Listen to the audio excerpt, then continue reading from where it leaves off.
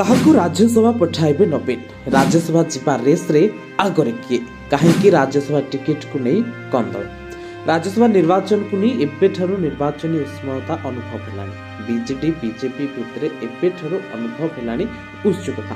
ନେତାଙ୍କ ଭିତରେ ଦେଖିବାକୁ ମିଳିଲାଣି ନାହିଁ ନଥିବା ଉତ୍ସାହ। କାରଣ ଖାଲି ହେବାକୁ ଯାଉଥିବା 4 ରାଜ୍ୟସଭା ଆସନ ପାଇଁ ଅନୁଷ୍ଠିତ ହେବ ନିର୍ବାଚନ। 2ଟି ବିଜେପିର ନିଶ୍ଚିତ ଥିବା ବେଳେ ଗୋଟିଏ ବିଜେଡି ହାତକୁ ଯିବ। ତେବେ ବିଜେଡି ପାଇଁ ଏହା ବଡ଼ ଚ୍ୟାଲେଞ୍ଜିଂ ହେବ, କାରଣ ବିଜେଡିର ଆଶାୟୀଙ୍କ ସଂଖ୍ୟା ଯଥେଷ୍ଟ ଅଧିକ। ଅନେକ ପରାଜିତ ବିଧାୟକ ଓ ସାଂସଦମାନେ ରାଜ୍ୟସଭା ଟିକେଟ୍ ନେବା ପାଇଁ ଆଶା ବାନ୍ଧି ବସିଛନ୍ତି। ହେଲେ ବିଜେଡି ସୁପ୍ରିମୋ ନବୀନ ପଟ୍ଟନାୟକଙ୍କ ନିଷ୍ପତ୍ତିକୁ ସମସ୍ତେ ଅପେକ୍ଷା କରି ରହିଛନ୍ତି। ଶଙ୍ଖପତି କାହାକୁ ଭରସା କରି ରାଜ୍ୟସଭା ପଠାଇବେ, ଏବେ ତାହା ଉପରେ ସମସ୍ତଙ୍କ ନଜର ରହିଛି। ନବୀନଙ୍କୁ ତାଙ୍କର ପୁରୁଣା ପ୍ରତିଶ୍ରୁତି ମନେ ପକାଇ ଦେଇଛନ୍ତି ବିଜୁ ଜନତା ଦଳର ବରିଷ୍ଠ ନେତା ଭୂପିନ୍ଦର ସିଂ।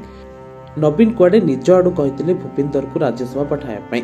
ଭୂପିନ୍ଦର କହିଛନ୍ତି, 2024 ସାଧାରଣ ନିର୍ବାଚନରେ ମୁଁ ବିଧାନସଭା ପାଇଁ ନୁହେଁ ଲୋକସଭା ପାଇଁ ଇଚ୍ଛୁକ ଥିଲେ, କିନ୍ତୁ ମୋତେ ରାଜ୍ୟସଭା ପାଇଁ ନିଜ ଆଡୁ କହିଥିଲେ ଦଳ ସୁପ୍ରିମୋ ନବୀନ ପଟ୍ଟନାୟକ।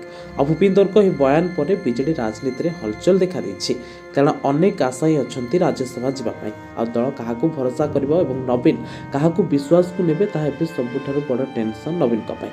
କାରଣ ଦଳରେ ଏବେ ଭିତିରିଆ କନ୍ଦଳ ଓ ଅସନ୍ତୋଷ ପ୍ରବଳ। ଆଗରୁ ଏହି ପ୍ରତିଶ୍ରୁତି ଯୋଗୁଁ ଅନେକ ନେତା ଦଳ ଛାଡ଼ିଛନ୍ତି। ପୂର୍ବରୁ ପ୍ରସନ୍ନ ପାଟଶାଣୀ କହିଥିଲେ ତାଙ୍କୁ ନବୀନ ରାଜ୍ୟସଭା ପଠାଇବେ କହି ଭଣ୍ଡାଇ ଦେଇଥିବାରୁ ସେ ଦଳ ଛାଡ଼ିଥିଲେ। ଆଉ ଏବେ ଭୂପିନ୍ଦରଙ୍କୁ ଦେଇଥିବା ପ୍ରତିଶ୍ରୁତି ନବୀନ ପାଳନ କରିବେ କି ନାହିଁ ତାହାକୁ ନେଇ ଦ୍ୱନ୍ଦ୍ୱ ଦେଖାଦେଇଛି। ରାଜ୍ୟସଭା ଟିକେଟ୍ ହାତେଇବା ପାଇଁ ବିଜେଡିର ପାୱାର କରିଡରରେ ଜୋରଦାର ଲବି ଆରମ୍ଭ ହୋଇଯାଇଛି।